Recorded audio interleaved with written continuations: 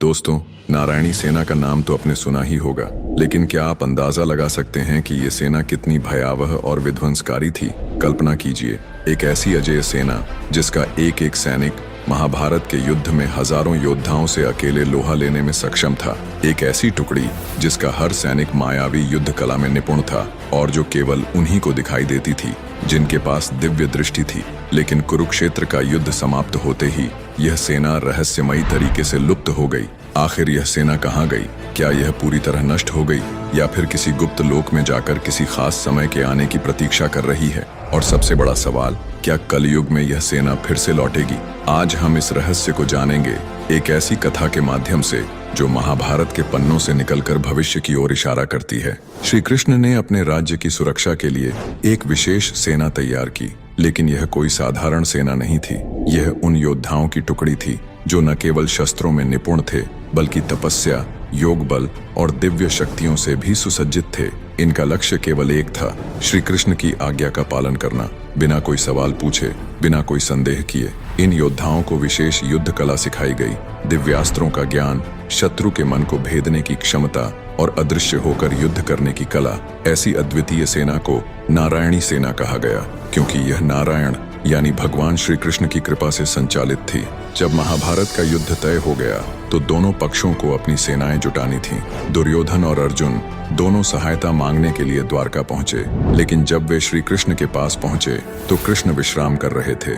जब श्री कृष्ण जागे तो दोनों ने श्री कृष्ण को अपनी तरफ से युद्ध लड़ने को कहा। यह सुनकर कृष्ण ने कहा, मैं तो किसी एक के ही साथ हो सकता हूँ। अब उन्होंने दोनों को एक कठिन चुनाव दिया। उन्होंने कहा, एक ओर मैं स्वयं हूँ, लेकिन मैं इस युद्ध में कोई शस्त्र नहीं उठाऊंगा, और दूसरी ओर है मेरी नारायणी सेना जो अजेय और अपराजेय है। दुर्योधन नारायणी सेना की शक्ति को अच्छे से जानता था। वह तुरंत बोला, मुझे नारायणी सेना चाहिए। उसे लगा कि एक अकेला निहत्था श्री कृष्ण किसी काम का नहीं, लेकिन अर्जुन मुस्कुराए और बोले, मुझे आप चाहिए प्रभु। यहीं पर तय हो गया था कि धर्म की विजय होगी, क्योंकि बल से अधिक बुद्धि और ईश्वर का साथ महत्वपूर्ण होता है। और नारायणी सेना शक्तिशाली तो थी, लेकिन इतनी भयावह और विध्वंसकारी सेना का नेतृत्व सही से तो केवल कृष्ण ही कर सकते थे। वह कृष्ण के नेतृत्व के बिना अधूरी थी।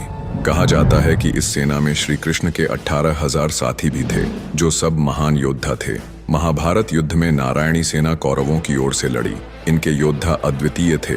वे मायावी अस्त्रों का प्रयोग कर सकते थे, शत्रु की मानसिकता को प्रभावित कर सकते थे और इतना अनुशासित युद्ध करते थे कि इन्हें हराना असंभव लगता था। भीम, सात्यकी और अर्जुन ने मिलकर इनका घोर संहार किया, लेकिन फिर भी यह सेना अपनी आखिरी सांस तक लड़ी। लेकिन दोस्तों, असली रहस्य तो इसके बाद शुरू हुआ।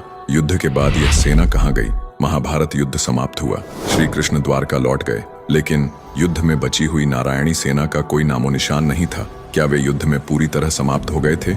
नहीं। कुछ ऋषियों और योगियों का मानना है कि श्री कृष्ण ने अपनी योग माया से इस सेना को एक गुप्त लोक में भेज दिया।